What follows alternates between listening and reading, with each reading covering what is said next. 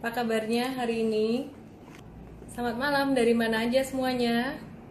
Oke, saya mau undang satu teman saya yang sangat luar biasa banget ya. Saya WhatsApp dulu nih. Ready nggak nih? Oke. Kira-kira siapa ya malam hari ini ya yang akan menemani saya nge-live, ngobrol dengan teman-teman semuanya? Malam, dari mana aja? Weh, ini narsum saya udah datang nih, keren banget nih. Oke, langsung aja saya sapa.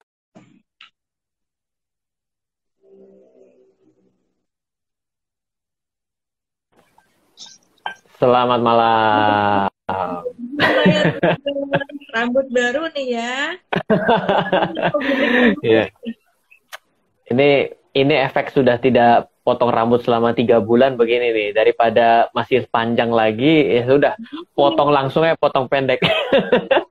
Ini sama nih, aku kemarin potong kan, gunting poni. Wah, ini diketawain sama netizen nih. Jadinya aku singkirin lagi.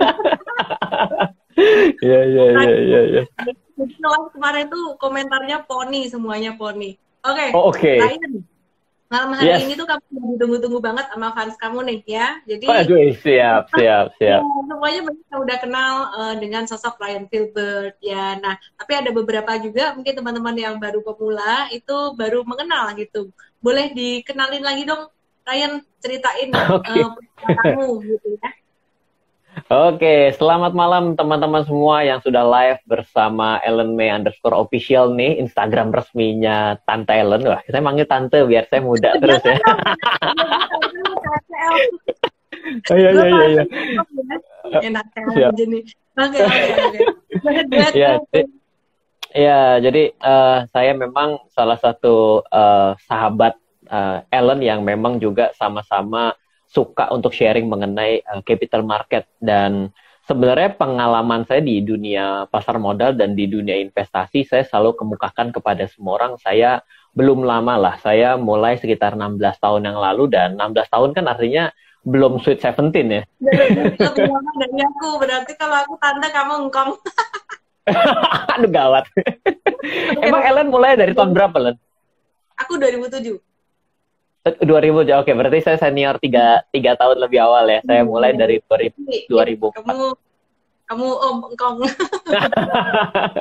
Iya, iya. Nah, jadi Oke, oke, saya sebenarnya yang paling lucu itu mulainya adalah kalau Ellen mungkin kan ada hubungannya dengan TI or SI ya. Sedangkan saya ini dari sarjana seni rupa. Jadi saya di Trisakti, di S1 saya itu atas permintaan papa saya. Jadi papa saya itu seniman, dia sebagai fotografi. Jadi usaha dan bisnis papa saya nih, saya yakin kalau yang mungkin sekitar 20 atau 25 tahun yang lalu dan ternyata menggunakan adat ya untuk menikahnya, itu kemungkinan besar akan pakainya itu adalah salah satunya kemungkinan kandidatnya papa saya sebagai fotografernya. Jadi karena itulah saya diminta untuk melanjutkan usaha papa saya dan minta saya untuk jadi seorang sarjana seni rupa. Waduh, saya ini kan dari BPK Penabur, Semak Dua Pintu Air, saya kan juara umum IPA ya kan.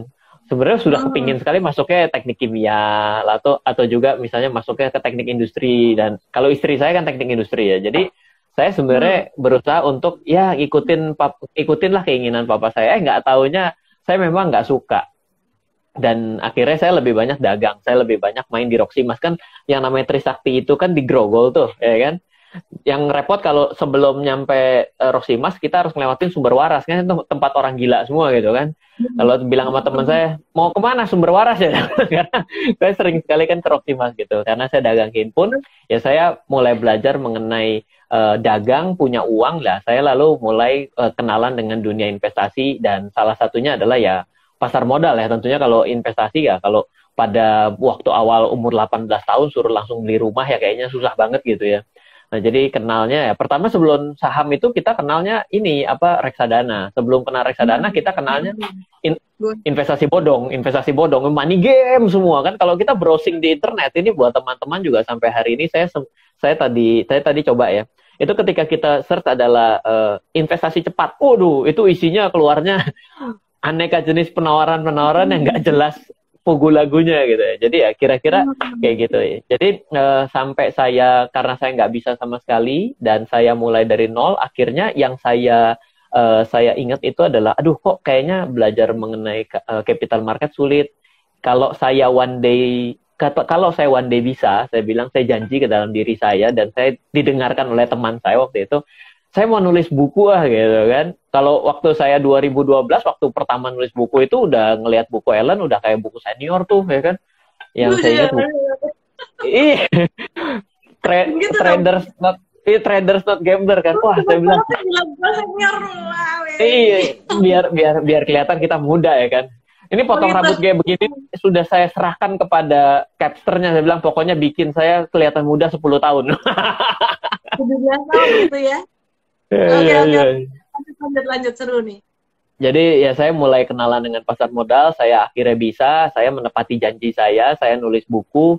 Buku saya yang pertama tahun 2012, saya mulai dari belajar trading. Jadi 2004 itu saya belajar trading. Kenapa saya nggak belajar investasi fundamental? Pada saat itu saya rasanya bingung sekali. Bukan pada hari itu saya nggak mau mempelajari investasi dengan membaca laporan keuangan. Karena saya tanya, laporan keuangan yang mana mesti dibaca? Semua lah. 700 lembar. Kalau 700 lembar selesai saya baca, ini ada 300-an perusahaan. Berarti saya sudah selesai dong. Saya bilang, kapan investasinya? Saya bilang, terlalu lama karena itulah saya jadi nggak belajar fundamental analysis pertama kali. Jadi pertama kali trading, saya sih kalau ditanya, saya lebih banyak menguasai technical atau fundamental. Pada hari ini saya berusaha untuk mengimbangi keduanya. Tapi secara rekam jejak, saya tidak bisa bohong bahwa saya sudah 4 tahun lebih tua belajar technical analysis dulu, baru saya belajar analisa fundamental. Ya, kira-kira mungkin teman-teman mengenal saya dengan keseharian saya sering sharing ya, itu ya mungkin ya mengenal saya di investor lah, ataupun ya pengajar lah gitu, atau ya trader lah, kira-kira mungkin ya kayak gitulah. Itulah perkenalan saya kepada teman-teman semua yang di LME Official. Gitu, Ellen. Oke, ini aku nyalain lagi nih komennya. Jadi tadi Ryan lagi ngomong, aku matiin komennya biar bisa lihat nih. Wajah ganteng Ryan dengan rambut barunya. Bulan ini pakai dibully netizen ini. Oke ya. Oke, teman-teman semuanya, teman-teman nanti boleh tanya-tanya ya. Jadi kalau Ryan lagi ngomong, saya kadang-kadang akan matikan gitu ya, biar fokus.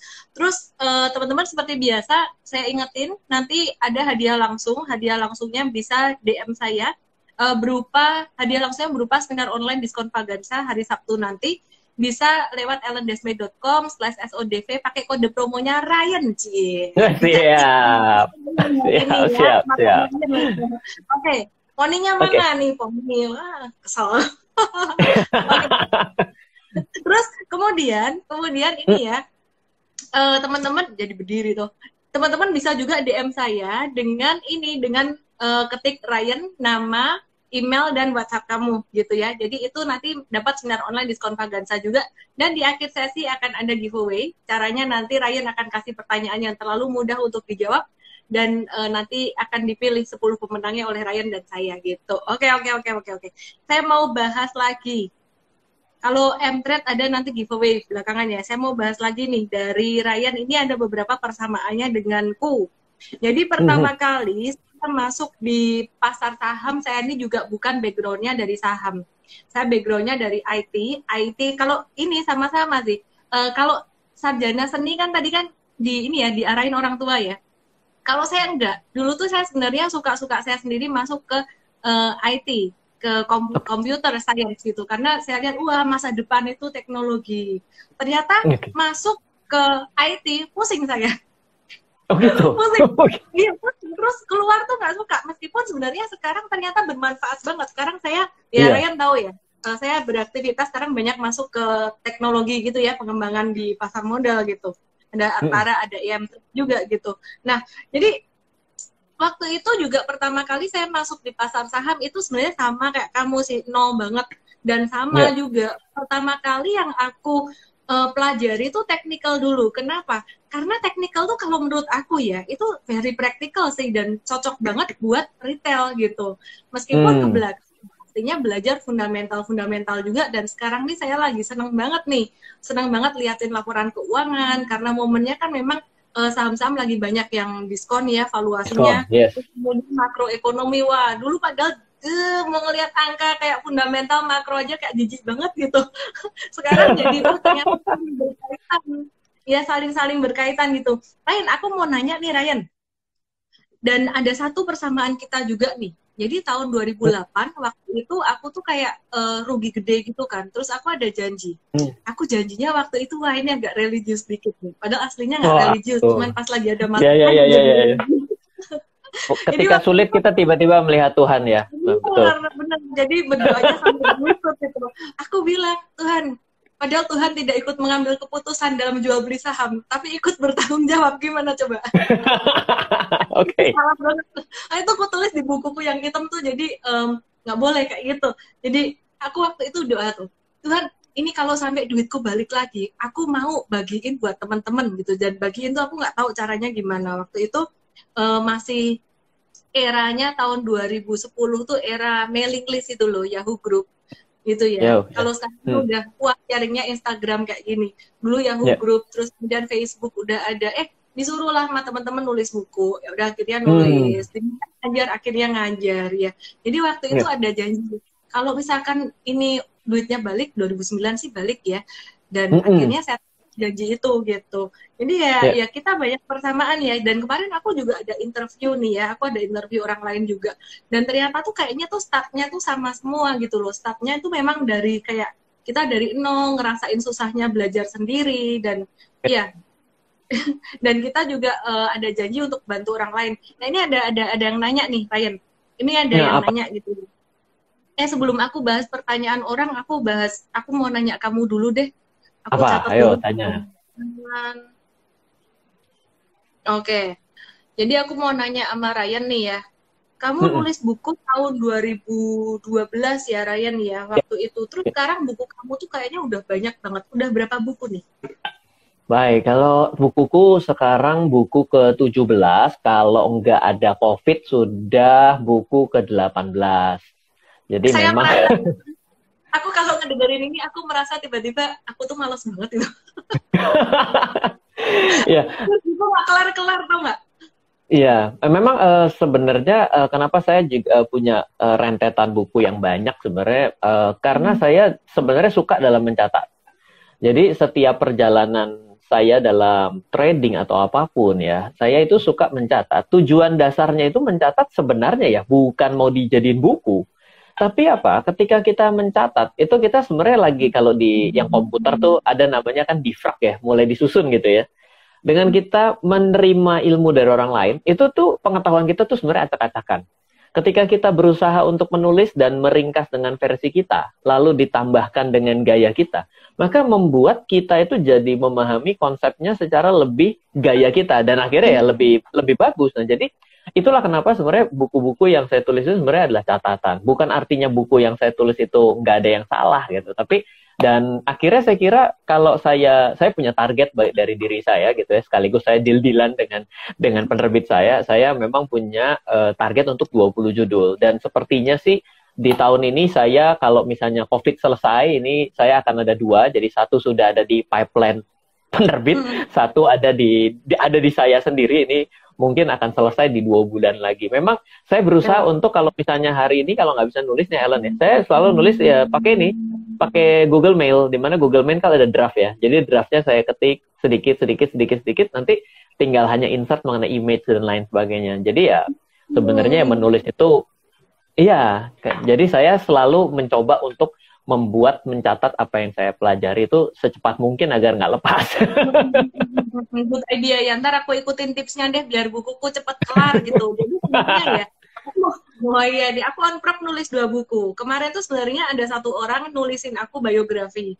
Terus aku ngerasa, ini kayak nggak cocok sama aku sekarang. Terus temanku yang nulisin bilang, lah lu udah berubah, terbitin aja yang ini jadi fase 1. Nanti fase 2 buat yang sekarang. Saya ngerasa kayak terlalu lama ngedit, saya edit nggak rilis gitu. Terus yang kedua ini mau bikin yang strategi investasi yang baru ya saya entah kenapa lebih nyaman untuk sharing tuh lewat video kayak gini gitu. Jadi ketika kita berbagi, kita bisa kayak tersusun semuanya jadi pasal-pasal lebih tersusun gitu. Jadi istilah ada satu quotes tuh ngomong kayak gini tuh, one teach to learn. Jadi ketika kita sharing, ternyata kita juga lagi belajar gitu. Oke, Oh, ini lucu banget nih. Ada pertanyaan dari sinyal ya, putus-putus ya. udah bagus. Barusan terputus. Hmm, Coba. Ya, padahal udah pakai ini Telkomsel ini ya. Nih, ada Ah, pertanyaan nih ya, ada pertanyaan dari Andi Sagaralim. Aku Aisyah, aku nyangkut udah lama. Berdoa agar dikabulkan agar naik. Wah, itu dia. Ini makanya saya tulis di buku saya yang hitam ini jangan ditiru nih ya. Kemarin waktu saya doa didengar gitu. Tapi iya, sebenarnya iya. di buku itu sebenarnya ketika kita beli jual saham kita harus objektif. Objektif tuh Ya, artinya apa? Nggak boleh ngarep berharap semoga nanti saham naik kayak gitu-gitu. Tim saya iya. juga ketika dibawain morning briefing setiap pagi, ketika saya dengar ada kata semoga hari ini nggak boleh. Jadi kita harus objektif, Iya, mau naik betul. turun ya pokoknya kita hadepin gitu. Oke teman-teman, nanti pasti akan ada tentang pembahasan saham. Jadi ini banyak banget yang nggak sabar untuk apa namanya naik-naik saham dan IHSG ke depan gimana ya. Udah pada Iya. galau katanya sekarang ini lagi ngetren ini nih. Trennya tren kanguru. Jadi bukan bullish, bukan bearish, tapi kanguru. Lompat-lompat tapi nggak jelas Wah, kemana gitu. ajrut-ajrutan. Iya, iya. Oke, oke. Sekarang saya mau tanyain lagi Ryan nih ya. Ryan, kamu tuh lebih Oi, suka, aku off comment dulu ya teman-teman ya. Kamu ya, lebih siap. suka strategi apa yang kamu ngerasa paling cocok banget itu apa? Kayak investasi itu mungkin ada value, Iya, growth, terus iya, kemudian cara belinya saham atau dengan dollar cost averaging, iya. bertahap atau trading atau gimana? Terus Baik. kamu lebih suka saham atau forex kayak gitu-gitu. Boleh Iya, diceritain dong? baik. Jadi kalau saya mau cerita, saya tadi mau tambahin sedikit ya. Sebenarnya kalau di tahun 2008 pada saat itu yang paling saya sebel dari 2008 itu adalah karena saya kan lagi hektik-hektiknya trading tuh ya. Saya kan ada salah satu guru di pasar modal itu yang memang mainnya adalah benar-benar copy trade. Jadi jigobur dulu namanya pasukan jigobur. Dapat jigo gua kabur gitu kan. Jadi selalu ngambilnya pendek terus. Jadi yang saya paling rasa di 2008 itu selain ada barang yang nyangkut, yang saya paling sebel itu selalu auto reject bawah kan, ditutup langsung pada hari itu langsung tutup sampai sore nggak buka lagi pasarnya. Disitulah saya jadi ngerasa bahwa wah kayaknya saya mesti belajar hal lain nih, nggak boleh saya hanya belajar itu. Jadi artinya saya juga mau ceritakan mulai kalau dari pertama kali saya mulai belajar trading, saya sama lah pasti dengan semua teman-teman ya, pasti inginnya adalah untuk cepat suatu hal yang short term, yang menghasilkan untung yang besar, yang tidak memberikan risiko. Pokoknya keren sekali itu yang saya juga rasakan. Jadi kalau ditanyakan dari 2004 menuju 2020, maka pasti sudah mengalami banyak sekali transformasi yang pada akhirnya saya hari ini, kalau ditanya, Ryan hari ini trading nggak? Trading. Apa yang dilakukan? Saya swing trading. Swing trading itu gimana Ryan? Saya sudut pandangnya adalah transaksi saya harus selesai kurang dari 1 bulan.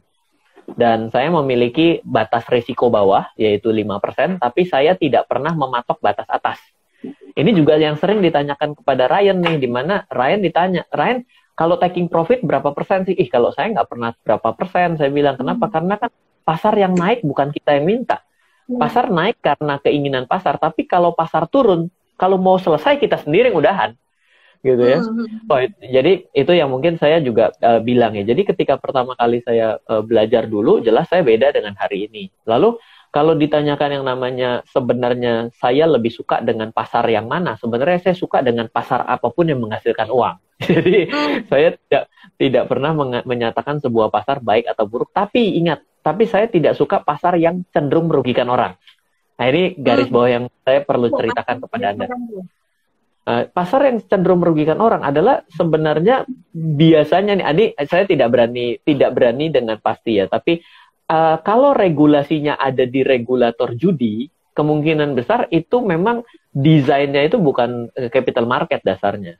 Dan ada loh yang pada hari ini salah satu instrumen yang menggunakan pergerakan naik dan turunnya dengan menggunakan cryptocurrency, dengan saham, tapi sebenarnya dia kalau 2 menit kemudian ada di atas, 2 menit kemudian ada di bawah, maka saya ambil short atau saya ambil long. Menurut saya itu seperti judi gitu loh. Dan itu kalau saya memang saya hindari pada saat ini. Tapi Bisa untuk tahu pasar untuk namanya apa biar teman-teman bisa lebih aware gitu. Tapi nggak ya, apa-apa, ini kan pandangan pendapat ya, ya. Jadi ya. nggak apa-apa, bisa dikasih tahu tuh. Ya, jadi kalau teman-teman harus bisa bedakan yang dimaksud dengan binary option dan options trading. Nah, kalau untuk binary option, saya jujur pribadi, saya memang tidak terlalu ikuti. Kenapa? Karena memang tidak ada unsur hedgingnya, tidak ada unsur korelasinya terhadap capital market, tidak ada yang namanya kita bisa terapkan makroekonomi kita tidak bisa menerapkan top-down analysis kita hanya menggunakan sebuah dasar statistik saja yang menggunakan seperti technical analysis, tapi cuma untuk 1 atau 2 menit ke depan. Itu yang saya hari ini tidak lakukan. Tapi semua pasar pada saat ini saya lakukan. Saya udah nunggu sebentar lagi pasar US buka. Lalu saya juga lihat harga emas kemarin baru, saya pagi hari gitu kan, modelnya udah di 1.705 sekian gitu. Saya belum just taking profit saya. Begitu saya tinggal, saya kan mesti ke Jakarta, udah kena taking profit saya di emas. Jadi baik emas, lalu juga tadi sempat ngobrol sama Ellen, kita ngintip, sorry lu tadi buka chart apa? PTBA. Oh iya boleh juga. Kayaknya lucu juga tuh. Distraction tuh, ya. Tuh ntar kita juga tuh. Pakai MA apa tadi gue mau lihat. Tapi iya, artinya saya sebenarnya saya suka lah dengan semua pasar yang menghasilkan keuntungan. Jadi saya tidak ada suatu preferensi apapun, dan saat ini saya lebih ke 1 bulan atau ke arah 1 tahun, kalaupun ada ya investment sekalian. Jadi ya metode saya seperti itu. Dan saya diversifikasi karena saya tidak tahu ya orang lain ya. Tapi kalau saya sebenarnya tidak tahu mana pasar yang akan naik duluan. Saya tidak tahu apakah dengan naiknya harga emas, saya kemarin berpikir ada sesuatu yang terjadi dengan market US. Ternyata tidak juga. Market US biasa saja. Dan ternyata begitu naik sudah hari kedua, tidak turun-turun juga gitu ya. Jadi kita tidak pernah bisa mencari sesuatu korelasi cocokologi, saya bilang, yang terlalu firm banget. Jadi gitu ya. Iya, saya tidak tahu. Jadi saya lebih baik saya mendiversifikasikan uang saya ketika ada barang diskon, let's say properti sekalipun diskon, ketika harganya cocok dengan yield saya masuk. Ketika ada bank yang berani memberikan sesuai dengan LPS, saya juga masuk gitu. Oke. Benar. Jadi bukan cocokologi gitu ya. Oke. Nah, teman-teman, tadi kita udah dengar ya tentang bagaimana Koko Ryan, ya. Kok panggil aku Cici Ellen. Oke ya, jadi Koko Ryan ini gimana caranya berinvestasi ya. Jadi Ryan Filbert ini swing trading definisinya. Kalau menurut Koko Ryan di bawah 1 bulan gitu. Nah, ada investasi juga, dan Ryan juga ada di pasar forex dan juga di gold, commodity trading. Nah, tapi kalau saya sendiri, saya lebih memilih di saham. Saya banyak fokusnya di saham. Saya di saham karena jujur kata saya nggak ada waktu. Sebenarnya kalau ilmu di trading saham dan forex itu ilmunya mirip-mirip banget gitu ya, bisa diterapkan. Jadi kalau bayangin ini. Pagi kan saya ada aktivitas untuk ngebantu member ya, jadi mantau IM Trade bareng tim, terus kemudian tim handle, terus kemudian saya kerja yang lain, termasuk ya salah satunya ya baca riset, laporan keuangan kayak gitu-gitu untuk mempersiapkan materi hari Sabtu, banyak hal lah. Terus kemudian edukasi bareng IDX. Nah, sore hari kalau saya masih harus, ini kan ini nge-live ya 1 jam ya, dedicated for netizen live ya. Gitu ya. Jadi kalau saya masih harus forex kayak gitu nggak ada waktu. Nah, tapi teman-teman, saya cuma mau kasih dikit nih tips untuk teman-teman yang trading saham, terus ke forex, ke options, serupa tapi tak sama. Jadi kalau di saham ini, meskipun dibandingkan dengan reksadana dan obligasi, dia resikonya lebih tinggi, rewardnya lebih tinggi. Nah, si option sama si forex ini, dia punya reward and risk lebih tinggi juga. Jadi ilmunya harus dipersiapkan sekali gitu ya. Dan teman-teman, kemarin tuh Ryan ada satu berita nih Ryan. Kamu baca nggak, ada berita ini nih, ada satu trader masih muda, umur 20 tahun. Meninggal. Itu bunuh diri tuh. Kenapa? Ternyata dia trading options, terus kemudian dia ada utang. Sebenarnya tuh bukan salah optionsnya, bukan salah instrumennya, bukan salah sekuritasnya juga, tapi yang terpenting adalah bagaimana kita sebelum berinvestasi, sebelum trading itu kita Oh iya. belajar dulu. Oke, saya mau sharing nih dari ya Kemarin Ellen sempat lihat hasil terakhir portofolio si anak itu yang akhirnya bunuh diri. enggak gimana tuh? Nggak, saya dapat screenshotnya bahwa ternyata pada akhir jam sesi trading pada hari itu sebenarnya dia profit 4.000 US loh. Dia pada profit 4.000 US. Dia kalau tidak salah ya dari investigasi dia mengambil metode namanya bull put spread. Jadi dia mengambil dua kondisi put ya, dan ternyata sebenarnya dia tidak rugi. Ini kenapa? Ini jadi penting sekali buat teman-teman semua bahwa kalau yang namanya trading apapun, pertama yang namanya options itu derivatif. Jadi jelas saja saya waktu pertama juga belajar options kan, kalau ingat ya 2004-2005 tuh era-era option market tuh lagi booming-boomingnya. Jadi belajar itu sebenarnya salah. Yang benar itu adalah belajar dulu dua hal yang utama. Pertama adalah belajar saham, dua belajar surat utang obligasi. Jangan belajar ngutangin teman, tapi belajar surat utang obligasi. Karena dua ini adalah produk primernya dari seluruh turunan yang ada, mulai dari indeks, mulai dari reksadana, ETF, CFD, dan teman-temannya semua itu options juga termasuk. Jadi sangat salah kalau misalnya orang pertama kali belajar langsung belajar forex. Itu seperti tiba-tiba belajar nyetir mobil pakai mobil balap. Waduh, susah nyetirnya, susah ngeremnya. Pelajarannya kalkulus gitu ya. Iya. Dasarnya semua saham dulu gitu. Betul. Oke. Nah, ini tadi Koko Ryan udah jelasin tentang strategi investasi dan tradingnya, oke ya. Nah, kalau saya sendiri gimana? Saya lebih ke arah, oke. Ini saya lepas dari tripod saya dulu nih. Pada awalnya tuh aku tuh sama kayak kamu Ryan. Aku dulu tuh trading dan tradingnya nggak jelas, dinamain trading ala apa nggak jelas. Pokoknya cuan bungkus gitu ya. Terus setelah lama-lama saya belajar di saham, saya belajar ada banyak metode. Ada yang namanya metode investing, ada yang kelihatan nggak ya teman-teman ya? Tulisanmu Raketo, naikkan dikit. Tulisanmu Raketo, oke. Investing, kiri trading, investing dan trading ya. Nah, ternyata investing ini ada banyak metode juga. Ada yang namanya value investing, grow investing, dan banyak lah ya. Trading juga ada yang namanya, saya bagi jadi dua. Padahal sebenarnya ada macam-macam, ada scalping juga. Ini saya bagi jadi dua. Satu namanya swing trading, satu namanya trend following, atau saya sebut dengan strategi super trader. Nah, jadi teman-teman mungkin yang, kalau kayak gini kelihatan nggak ya?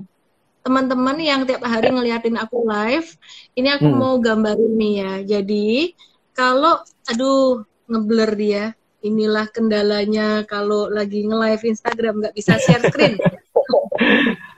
Ribet. Jadi kalau lagi market lagi di bawah, ini biasanya kondisinya di sini sangat sideways, seperti saat ini. Either way di atas sini.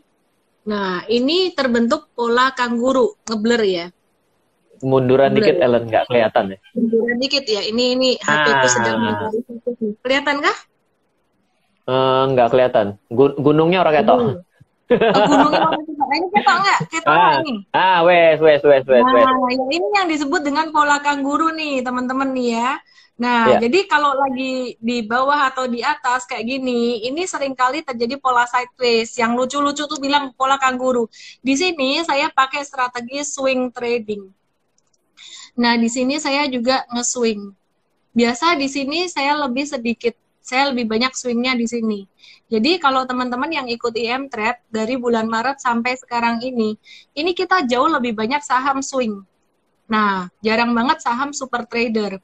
Nah, kalau kondisi market lagi normal itu dalam kondisi long term uptrend, nanti saya kasih lihat IHSG.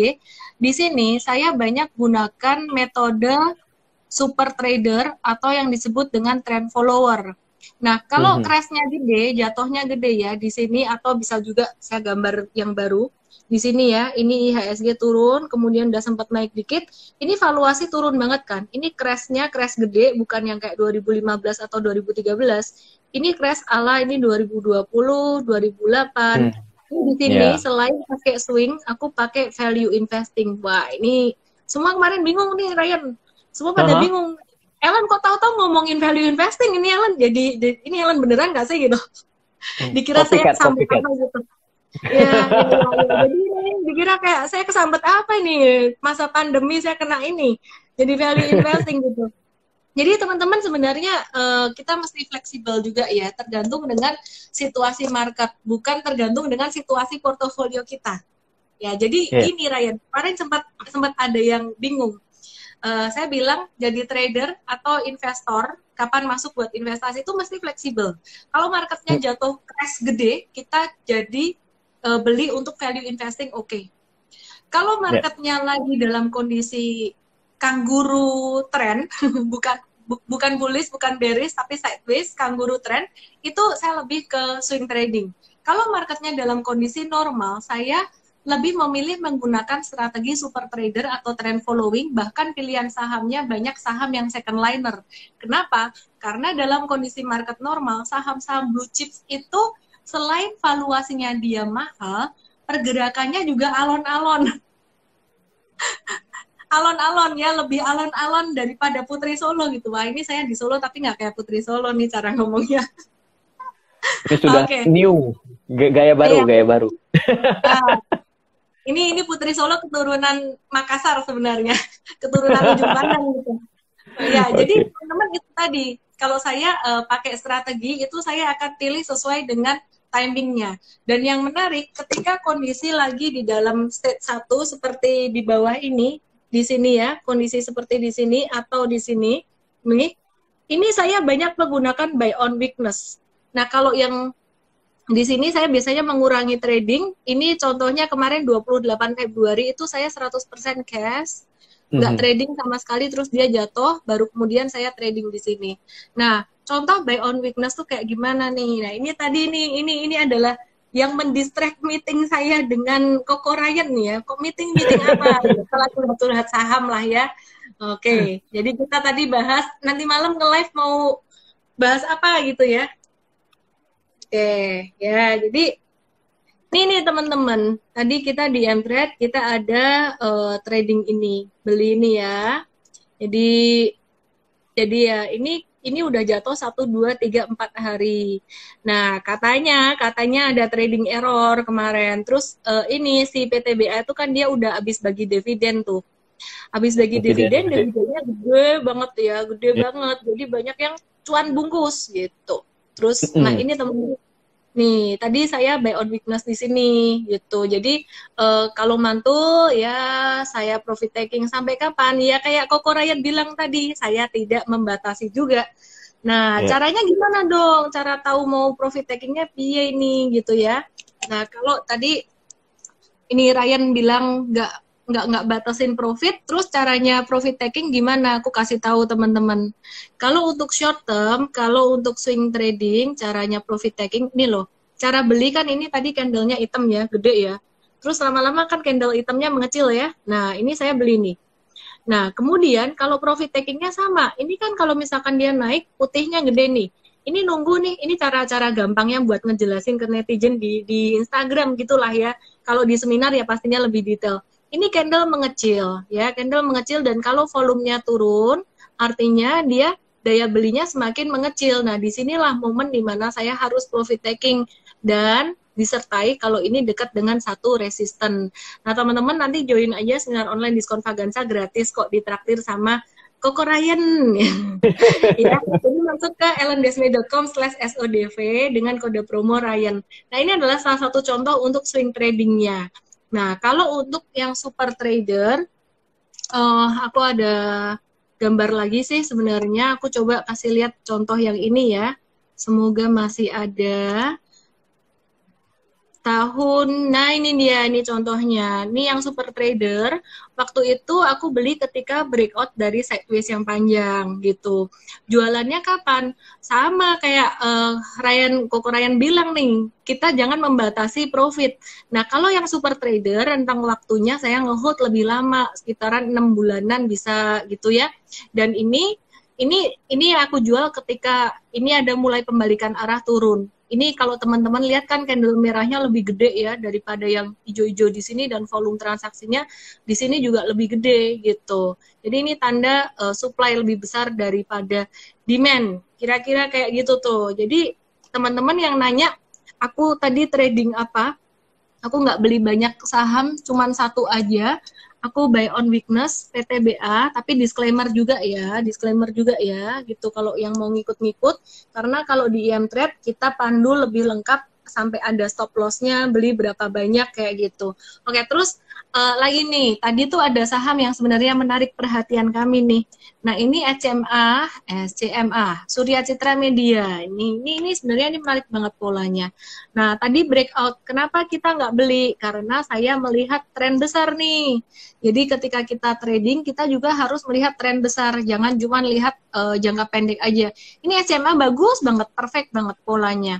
Nah, teman-teman, ini IHSG, ini dia ketahan MA 100, terus kemudian ini juga ketahan beberapa resisten ya. Teman-teman yang udah ngikutin live aku tiap hari mungkin tahu ya, ini aku juga berhati-hati IHSG secara monthly, dekat dengan resisten monthly juga udah naik 3 bulan berturut-turut, plus sekarang mulai ada banyak tanda-tanda COVID-19 itu masuk wave 2, bahkan Korea sendiri juga udah bilang mereka tuh confirm, udah umumin wave 2 gitu. Karena kemarin banyak yang liburan di bulan Mei kemarin gitu. Oke.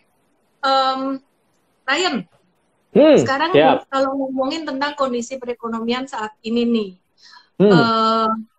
Bicara tentang pandemi, bicara tentang kondisi perekonomian. View kamu gimana? Ada orang yang view-nya bullish. Oh, bullish dong. Kenapa? Karena ini pemerintah sama bank sentral, wah ini bank sentral cetak duit terus, beli obligasi, beli aset-aset ini, terus kemudian beli ETF, sehingga pemerintah bisa kasih stimulus terus, sahamnya bakalan naik lagi. Tapi ada yang versi bearish, bilang, wah bearish nih, kenapa ini COVID-19 ini belum kelar, udah dibuka PSBB-nya. Terus ada yang bilang bullish lagi nih, Morgan Stanley aja bilang, Indonesia bakalan nomor 2 gitu. Dan memang kalau kita lihat data perlambatan perekonomian di negara kita kuartal 2 yang diprediksi minus 3, sekian persen itu paling mendingan dibandingkan semua negara lain, bahkan dibandingkan India pun paling mendingan, kita nomor 2 setelah China ya gitu.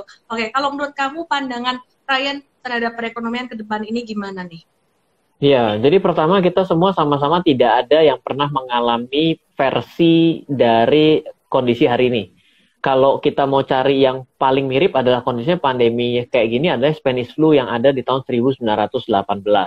Nah, jadi kalau dari saya ngambil dari sudut pandang itu dulu. Kenapa? Karena kalau kita pelajari 100 tahun yang lalu, sudah banyak ilmu yang jauh berbeda. Satu, dari sudut pandang percepatan teknologi. Pada hari ini, kita ada pesawat tanpa awak. Kita juga sudah ada lagi kemarin dari Tesla sudah mengeluarkan itu, siapa tuh tiba-tiba lupa dia mau pergi ke Mars segala macam gitu ya. Jadi sudah beda sekali dengan teknologi yang ada. Sehingga keyakinan saya adalah pandemi ini akan lebih cepat ditemukan vaksinnya dibandingkan dari yang sebelum-sebelumnya. Kalau Anda ngikutin ditemukannya vaksin, itu vaksin paling cepat ditemukan 3 tahun. Jadi artinya kalau kemarin dari bulan Desember 2019 itu adalah asal muasal dan awal mulanya, berarti tambah 3 tahun lagi, waduh, kita udah kejang step nih gitu ya, kalau dari versi saya. Jadi saya lihat ini kita bisa akan melewati ini dalam 1 tahun secara natural ya. Dari 1 tahun adalah dari mulai bulan Desember ya. Kalau nggak Desember 2020 ya akan sampai dapat tambahan babak mega bonus tambah 6 bulan lagi sampai bulan Mei atau bulan Juni 2021. Nah, saya mau cerita, saya mengolah data dari penurunan besar di indeks harga saham gabungan ya, Ellen. Yaitu tahun 90, tahun 98, tahun 2003, 2008, dan 2015. Jadi saya punya data 5, di mana IHSG drop di atas 20% dari titik tertinggi. Saya ulang, 98, 2003, 2008, 2014 menuju 2015. Nah, yang menarik adalah saya mau coba cari tahu sebenarnya mereka dari titik tertinggi turun ke titik terendah sampai lebih dari 20% itu berapa lama sih durasinya? Ternyata durasinya rata-rata di atas 1,5 tahun. Yang paling cepat itu adalah yang kemarin doang, yang 2014-2015. Jadi kita nggak merasakan panjang-panjang, dia drop langsung naik lagi. Tapi yang lainnya 1,5 tahun, 1 tahun, dan bahkan ada yang lebih dari 1,5 tahun, seperti tahun 90-an. Itu yang saya bisa dapat datanya. Tapi ada yang lebih seru lagi. Kalau ternyata kita cari titik recovery, di mana titik recovery itu dari titik terendah, balik dong ke titik semula dari sebelum dia jatuh, yaitu di titik tertingginya. Ternyata rata-rata membutuhkan waktu recovery 3 tahun.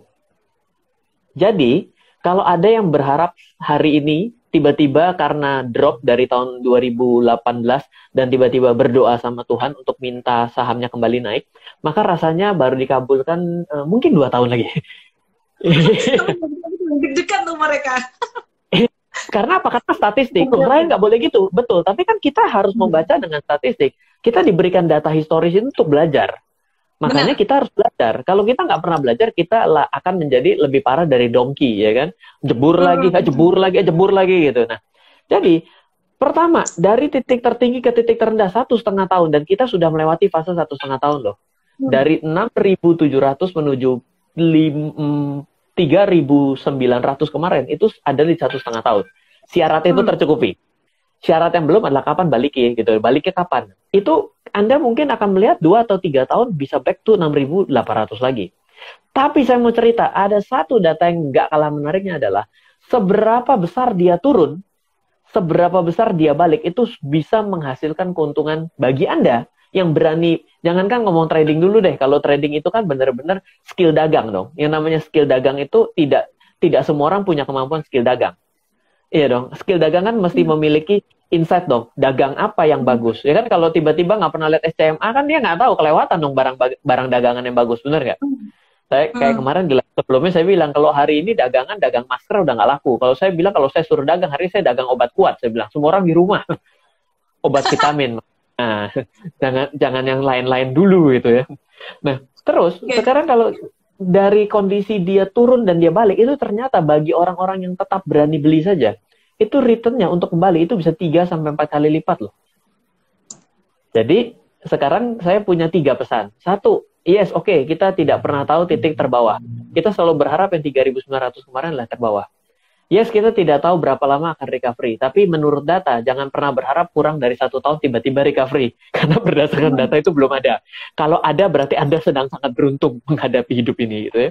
Yang ketiga adalah, seberapa jauhnya jatuh. Tapi kalau Anda berani untuk melakukan pembelian investasi atau whatever itu namanya, Anda bisa 3-4 kali lipat. So, rasanya sih kalau dari saya melihat view kayak gini, saya tahu kondisinya, saya lihat, saya tahu bahwa negara kita ini kan berbeda sekali ya, bahwa kita ini adalah consumer based. Jadi China itu nomor 1, nomor 2 adalah Indonesia, dan ya kita melihat bahwa pemulihan ekonomi itu kan berdasar kepada sektor real. Capital market itu biasa ngikutin. Terbalik kalau Amerika, belum diapa-apain, stimulus ekonomi baru, baru mau gitu dia udah terbang. Bursanya agak beda sendiri. So, agak beda kondisinya. Jadi menurut saya tidak terlalu khawatir, dan saya juga berharap Anda juga belajar dari sejarah. Belajar dari sejarah, jangan percaya Ryan, tapi belajar dari sejarah. Gitu. Oke. Jadi tadi aku simpulin ya, tadi kamu ngomong bahwa kita tuh nggak tahu bottomnya kapan, dan seberapa jauh jatuhnya tuh harus diin. Bener banget ya, ada orang yang tahu jatuh itu seberapa dalam gitu loh. Banyak yang nanyain IHSG bakalan sampai kemana sih. Saya paling kalau ditanya, saya pasti akan mencari support-supportnya. Dan support yang paling parah kan kemarin kan memang kejatuhan di bulan Maret. Jadi ya memang view-nya paling dalam sampai di situ dulu. Kita jangan mendahului market sebelum ada konfirmasi. Nah, bicara tentang siklus, tentang krisis ya, teman-teman mungkin heran nih, mungkin bingung apa sih yang menyebabkan krisis itu terjadi. Nah, ini tadi aku keinget mau cerita ini nih setelah Ryan cerita tentang krisis yang terjadi selama berulang-ulang beberapa kali. Nah, aku suka kasih lihat ini teman-teman. Jadi ini sebenarnya kemarin aku tampilin di seminar Diskon Vaganza last time ya. Ini aku belajar dari Ray Dalio. Semoga kelihatan ya, agak-agak silau. Nah, teman-teman kelihatan nggak ini? Bisa lihat nggak? Keto ora, bro. Oh, kelihatan. Tapi titik toh, itu mesti kemana tuh? Arahnya yang mana yang mau kamu lihat? Kasih lihat. Oh, yang itu. Ya. Kelihatan. Ini loh, bro. Ini kurva pita-pita ini loh. Oke, kelihatan ya. Nah, teman-teman, Ya, jadi kenapa sih perekonomian bergerak? Perekonomian bergerak itu kan karena ada transaksi kan. Transaksi ya. spending dan juga ada income bagi orang lain. Spending Anda menjadi income bagi orang lain dan seterusnya. Nah, kalau nggak ada yang namanya utang, maka perekonomian itu akan tumbuh linier kayak gini. Tapi kalau misalkan ada yang namanya utang, ya perekonomian bisa tumbuh jadi kayak gini. Ini dalam jangka pendek, ini namanya disebut dengan siklus hutang dalam jangka pendek. Nah, kalau yang panjang ini namanya siklus utang jangka panjang gitu. Nah, yang Hmm. menarik nih teman-teman ya, di sini kalau misalkan terjadi inflasi, suku bunga dinaikin, wah turun perekonomian, deflasi suku bunga diturunin, perekonomian naik kayak gitu terus tuh mainannya ya bank sentral kayak gitu. Nah, itu istilah gampangnya ya, bukan mainan sebenarnya. Oke, tapi ada satu kala di mana terjadi di puncak hutang jangka panjang, siklus hutang jangka panjang. Ketika terjadi perlambatan perekonomian, terjadi deflasi, inflasinya very low, terus kemudian suku bunga diturunin ternyata masih nggak gerak-gerak sampai di Amerika tuh jadiin suku bunga nol ya, suku bunganya Ya. nol gitu. Nah, supaya apa? Supaya perekonomian bergerak dan dikasih stimulus banyak-banyaknya kayak gitu. Nah, stimulus itu dilakukan dengan cara apa? Ya bagi-bagi duit gitu ya. Jadi bagi-bagi duit, caranya bagi-bagi duit gimana dong? Kan pemerintah nggak bisa cetak duit ya, bank sentralnya yang cetak duit, kasih duit ke pemerintah dengan cara membeli government bond dan bahkan mereka beli ETF nih. Terus bahkan yang keren nih di Amerika nih ya, wah niat banget nih sampai ngebeli government bond itu ini di pasar secondary. Nggak tanggung-tanggung mereka juga beli corporate bond dari swasta. Wah, jadi duitnya uh, bisa disalurkan ke orang-orang yang membutuhkan kayak gitu. Nah, di Indonesia sendiri sebenarnya Indonesia juga ada stimulus tuh. Dan kalau teman-teman tahu kemarin ya yang namanya ORI 17 duitnya buat apa tuh? Itu namanya saya bilang ke teman-teman saya yang mereka mau masuk ke ORI ya.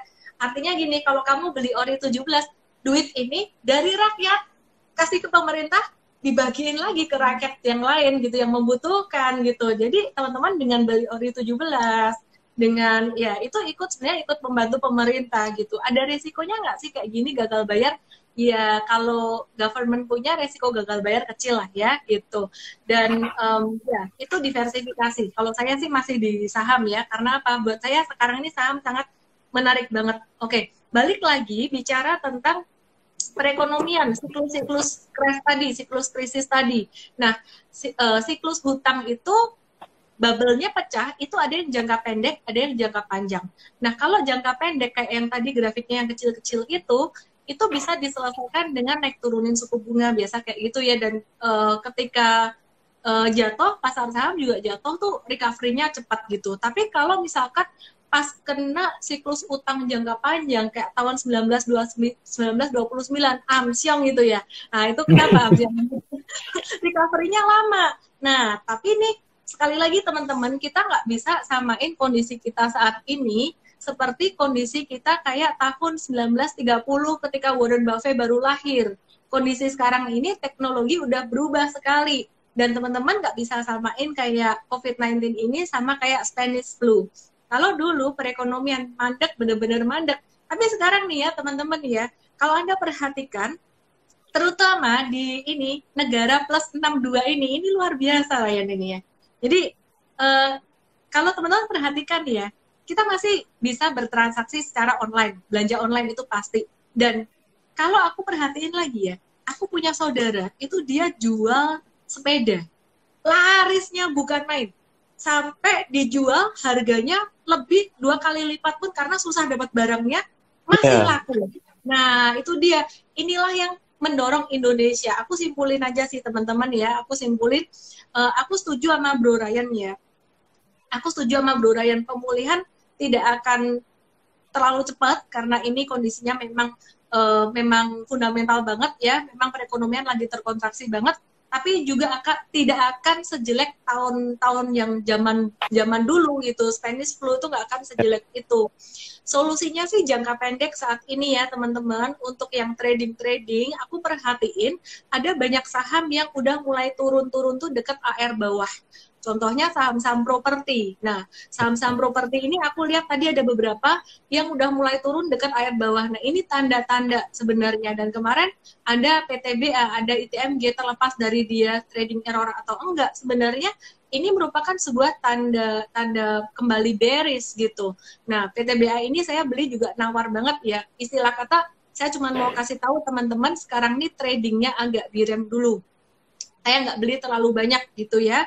Dan kemudian untuk investasinya, kita masih bisa dapat kesempatan untuk harga lebih murah daripada saat ini. Mau dapat harga semurah Mei kemarin atau semurah Maret kemarin, ya semoga bisa. Semoga bisa. Karena nanti saya dibilang, wah Ellen kemarin bilang katanya bisa. Emang saya yang menggerakkan market. Saya melihat ada potensi bisa gitu ya di bulan Agustus, September, dan Oktober nanti. Dan kalau ngelihat ini prediksi dari Menteri Keuangan Sri Mulyani, Menteri Keuangan kita tuh hitung-hitung, jadi hitung-hitung growth-nya, oh kuartal 2 minus nih, minus 3, sekian. Nah, kuartal 3 ini kalau sampai maksudnya coronavirus ini bisa tertangani dengan baik di Indonesia, asalkan jangan sampai PSBB lagi, ini udah bisa positif, gitu teman-teman. Dan kecuali kalau sampai PSBB lagi gimana? Oh ternyata kalau PSBB lagi, menurut hitung-hitungannya Menteri Keuangan kita, itu di kuartal 3 itu minusnya sekitar 1, sekian. Artinya tetap lebih baik daripada kuartal 2. Jadi ya, sekitaran kalau kuartal 3 membaik, berarti laporan keuangan kuartal 3 itu keluar di kuartal 4. Nah, artinya gini, kalau saya melihat kurvanya akan mencapai bottom itu di kuartal 3. Kurva saham ya, bukan kurva coronavirus. Kurva bilang bisa bottom tuh sekitar kuartal 3. Jadi duitnya di istilah kata tuh di eman-eman dulu lah kalau orang Jawa ya. Nah, di eman-eman dulu. Buat apa? Masukin bertahap. Jadi sekali lagi buat teman-teman di MTrade yang kemarin udah masuk dari bulan Maret, kan dapat murah-murahnya tuh nyicil sampai Juni ini udah 40%. Nah yang baru masuk sekarang ini, masuknya 10-20% dulu aja masih bisa dapat lebih murah gitu. Ternyata kalau naik gimana? Turun-turun, tak bilang turun-turun. Kok pede banget turun? Kalau ternyata naik gimana? Ya bagus toh, Anda nggak rugi. Naik juga masih bisa beli, masih bisa untung gitu ya. Benar nggak, Koko Ryan? Kalau Koko Ryan sendiri ini gimana nih tipsnya supaya teman-teman kita yang baru masuk di pasar saham, yang puzzle-nya mereka tuh masih belum tersusun rapi gitu. Itu tipsnya gimana supaya mereka bisa mendapatkan manfaat dari pasar saham 2020 ini, cuan gede tapi juga aman gitu. Baik, jadi seperti ini. Saya selalu bilang, siapapun orang itu nggak perlu diajarin bagaimana caranya untuk untung. Nggak perlu diajarin bagaimana caranya merasakan untuk untung. Semua orang tuh pinter dah buat ngerasain yang enak-enak. Tapi selalu ketika Anda mau spending uang, apalagi konsumtif ya, itu lebih parah. Kalau untuk investment sekalipun rule juga sama. Anda selalu berpikir kalau Anda salah. Selalu begitu. Jadi saya pun sama seperti itu. Jadi kenapa selalu berpikir seperti itu? Karena siapapun tidak perlu diajarkan kalau ngerasain keuntungan. Tapi semua orang sering kelabakan ketika risiko terjadi. Bagaimana kalau ternyata besok turun? Iya sih, memang itu pertanyaan yang bagus. Dan kembali lagi counternya adalah kalau besok naik Anda juga nggak dapat apa-apa. Oleh karena itu, jawaban fairnya satu adalah diversifikasi. Yang kedua, jawaban fairnya adalah selalu punya duit. Karena kalau orang nggak punya duit, pada akhirnya ya percuma mau ngomong diversifikasi, ngomong saham apa PTBA murah. Tadi ada yang tanya lagi beli ini mau beli itu. Wes orang duit Itu ada solusinya, kan? Bro. Ada solusinya. Caranya nikah cari pasangan yang punya duit. Iya, itu masalah kalau sudah nikah gimana? Kalau masalah kedua nih kalau sudah nikah gimana kan? Sama panjang lagi. Nah, jadi selalu jaga yang namanya cash is king, setuju sih. Ketika kita merasa punya uang itu cash is king, tapi nggak punya cash flow, jadi pastikan kalau Anda investasi saham juga. Saya juga bilang pada saat ini, kalau Anda investasi saham juga harus tahu, oh dia memberikan dividen. Itu sudah salah satu loh. Kenapa? Coba perhatikan deh, untuk saham-saham yang bagian dividen. Itu seperti ada oase di tengah padang gurun. Tiba-tiba harga sahamnya bisa naik ke karu-karuan. Itu kan lumayan. Coba perhatikan saham PTBA dari kemarin udah di bawah 2.000 terus ya kan. Padahal itu yang ada di dalam perusahaan itu punya rata-rata di 3.000 ke 3.000 2.500 gitu ya. Jadi ini yang menjadi satu hal yang kita juga harus perhatikan bahwa cash flow itu penting. Jadi karena cash flow itu penting karena Anda berpikir kalau Anda salah. Jadi ya Anda sebenarnya dengan Anda bisa terus-menerus melakukan itu, lama-kelamaan untung kok. Lama-kelamaan untung karena harus sabar. Banyak orang tidak bisa sabar untuk kaya. Makanya dia ngegas. Begitu ngegas nggak punya remnya. Karena apa? Baru belajar ngegas, nggak tahu cara ngeremnya. Jadi ya sebenarnya basically-nya itu aja kok kalau dari saya sih.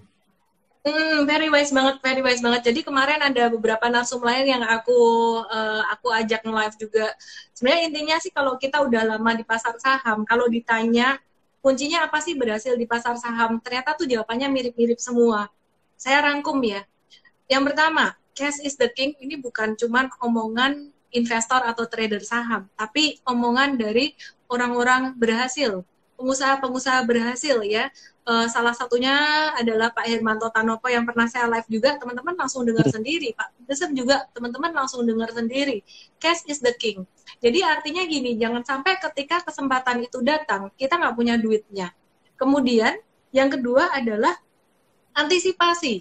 Kalau salah gimana? Saya pernah dimarahin nih, dimarahin orang nih, Ryan, gara-gara saya bilang gini, beli saham itu jangan cuma siap untung, siap rugi juga. Wah, marah. Aku mau beli saham, aku mau untung kok. Kamu suruh rugi. Bukan saya suruh rugi. Artinya adalah kalau kita siap, kita tahu bahwa oh ternyata ada kerugian di sini, maka kita akan belajar. Dengan belajar, maka profil resiko kita akan membaik. Karena Warren Buffett sendiri bilang loh, the risk comes from of not knowing what you are doing. Kayak Pak Tung Desem kemarin kasih testimoni di buku aku itu, dia lebih gamblang lagi. Pak kata ya, ini Pak Tung yang bilang, bukan saya. Pak Tung bilang gini, resiko itu datang dari kegoblokan kita. Loh, gitu. Mohon maaf. Ya, jadi sudah boleh. Kalau Tung yang bilang boleh. Betul. Ya, jadi sabar. Jadi kita harus sabar mengikuti proses gitu ya. Jadi ya itulah. Mungkin teman-teman akan senang dengan pengajar atau praktisi-praktisi yang lebih menjanjikan, wah lu bisa cuan segini gitu. Cuan 100%, 200% saya pernah nggak? Oh pernah, dengan strategi super trader, very easy. Tapi pertanyaannya adalah bagaimana caranya kita membatasi resiko supaya resiko atau kerugian ini nggak membengkak. Sejak tahun 2008, saya udah nggak pernah lagi yang namanya rugi itu sampai 20%, 30%.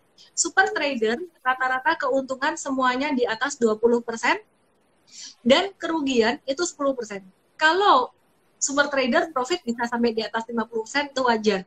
Kalau swing trading, rata-rata keuntungan kita sekitaran 10-15%, dan rata-rata kerugian kita sekitaran 5% ya, naik turun sekitaran 5%. Jadi seperti yang tadi Ryan katakan bahwa ketika kita dalam trading dan trading saham terutama ya, ketika kita dalam trading saham yang bisa kita kontrol, yang bisa kita kendalikan adalah resikonya. Seberapa jauh kita membatasi kerugian. Kalau untung naik ya biar naik aja sampai ada tanda reversal baru jualan. Ternyata sama nih. Gitu ya. Dan kemudian saya juga belajar dari David Ryan. David Ryan ini adalah seorang trader investor kawakan di Amerika.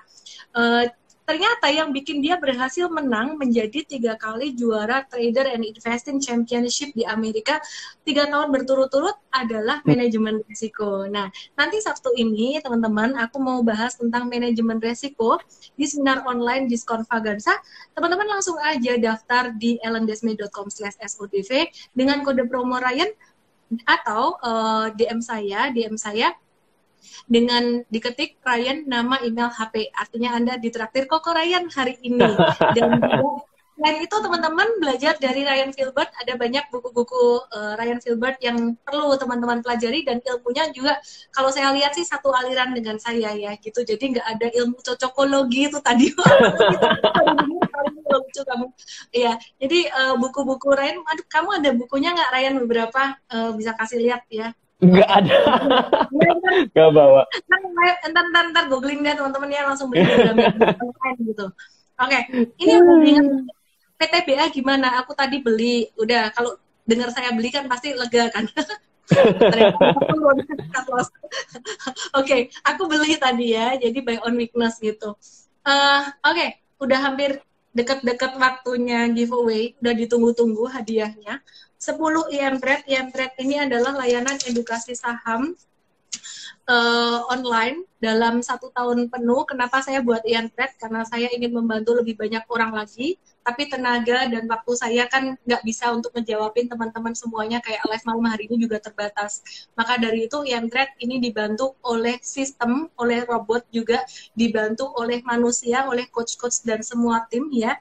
Jadi teman-teman bisa tanya jawab saham, teman-teman bisa ngelihat ulasan setiap pagi, teman-teman bisa mendapatkan referensi beli dan jual saham secara gratis ya. Jadi beli edukasi online dapat gratis referensi saham. Itu di IM-Trade. Bisa dapetin gratis semuanya sekarang 15 hari. Ditraktir Koko Ryan juga nih. Oke. Koko Ryan ini wah lega banget gara-gara saya beli saham itu PTBS. Jadi IHSG gimana sih Koko, masih sideways, masih no trend, kondisi indecision ya. Oke, Ryan boleh kasih pertanyaan yang terlalu mudah untuk dijawab oleh semuanya dan yang kita udah bahas ya. Jadi nggak keluar dari apa yang kita bahas di live ini. Oke, tadi saya juga karena sama-sama punya batas stop loss yang sama di swing trading. Coba diulang nih ya. Tadi berapa sih batas stop loss kalau swing trading versinya Tante Ellen ya? Kalau versi saya kan Adek Ryan kali ini. Stop loss swing trading versi saya dan versi ini Kong Ryan nih. Makanya dicoba, tinggal ketik jawaban, ketik aja berkali-kali, ntar pasti menang. Lewat terus pasti menang. Giveaway buku, oke, aku traktir buku Koko Ryan deh 5 ya, tambahin 5 pemenang lagi. Aku beli di Gramedia nanti, jadi 10 dapat M-Trade, 5 orang dapat buku Koko Ryan. Oke. Dipilih 15 pemenang, 10 dulu buat dapat M-Trade, 5 orang dapat ini buku. Silakan. Ayo, kalian pilih dong. Jawab. Bukain pemenangnya, tapi jangan cepat-cepat. Aku nulis nih. Jangan cepat-cepat ya. Aku yang pilih toh ya. Iya dong. Ya. Biar aku nggak dimarahin netizen maksudnya. Kalau ada yang gagal. Gitu. Ya, ini mohon maaf nih. Secepatnya jempol bisa men-scroll dan jawabannya benar. Lamoreno, Lammoreno. Okay, thanks. Go ahead. Sweta Faunia, SWETAFAWNIA. Sweta Faunia. Okay, Kristianto S. Oke. Andreas Edvan. Andreas apa? Andreas Edvan. Ini mungkin temannya Kapten Amerika kali. Oke. Iya. Terus Prakasa Mitra Yahito. Prakasa. Itu kamu udah dapet kayaknya. Hah? Aku nanti minta timku cek lagi deh. Kalau udah dapat nggak bisa dapat lagi nanti. Timku cek ya.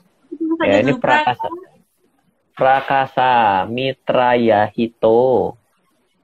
Oke. Udah, wes toh. 5. Masih ada 5 lagi. Oh, oke. Roberto ZYM. Roberto ZYM. 7. Nemesis MD. Wih, udah kayak Resident Evil nih, keren nih. Oke. Nomor 8. Vivia Priantini.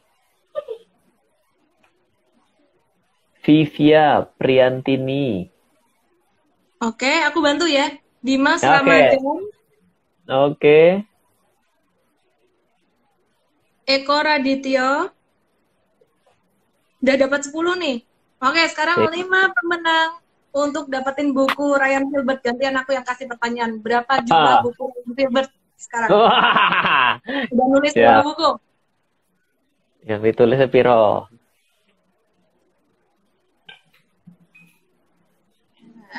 Kita lihat ya, siapa pemenangnya? Dapat buku Ryan Filbert. Berapa jumlah buku Ryan Filbert sekarang? Udah nulis berapa buku?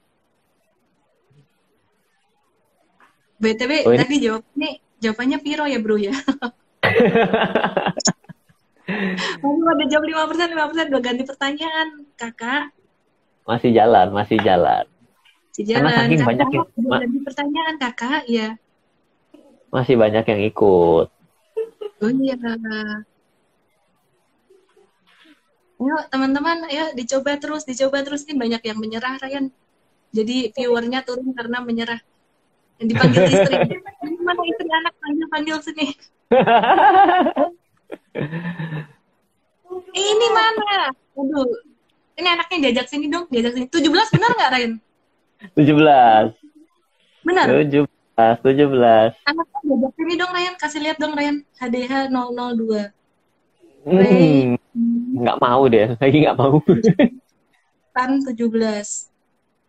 HDH 002, Remontan 17. Sorry ya, aku random ya. Sutina.id. Ya, secepat mataku bisa melihat ini. Jadi nggak urut ya, teman. Aku bukan Del Piero. Wah, ini salah satu trik untuk menang giveaway. Aku bukan Del Piero. Ini jadi salah satu trik untuk menang giveaway adalah ID Anda mudah dibaca dan menarik perhatian. Kalau bukan Del Piero, siapa? David Beckham deh. Wah ya, Cingho udah pernah belum ya? Cingho 23, Cing.ho 23. Lamoreno, Sueta Faunia, Kristianto S, Andreas Evan, Prakasya Mitayah itu, Roberto ZYN, Nemesis MD, Vivia Priantini, Dimas Ramadan, Eko Radityo, langsung japri saya, DM saya, EMT 15, nama, email, dan WhatsApp Anda. Kalau kemarin udah menang, nanti nggak bisa dapat lagi gitu ya. Jadi kasih kesempatan buat yang lain. Nah, ada yang 5 berikut ini dapat bukunya Ryan Filbert. Aku akan beliin di Gramedia. HDH 002, Raymond _Tar 17, Sutina.id, aku bukan Del Piero, Cingho 23, aku tambahin 5 lagi deh karena hari ini yang nonton banyak, aku kasih buku random. Wah. Random Tadi siapapun. Pertanyaannya sama. Jadi aku lanjutin. Apa nih? Yang menang adalah apa ini? Halu, banyak banget. LU-nya banyak banget. WW. Mana Noni. Terus Niko.Lauren 18, 19, 20. 3 lagi. Yunita Drew. Yunita Drew. Mungkin ini. Halo. Hey, tuh mana tuh kamu ditanya lu ini lu. Nih pakai. Cici ya, bukan tante ya. Sanjaya 16889. Panggilnya Cece. Enggak mau dipanggil Ayu. Tante lu orang gelem ya, tantenya dipanggil tante. Orang gelem. Satu lagi pemenangnya Amri. Halo Non. Amri 7905. Oke. Halo Noni.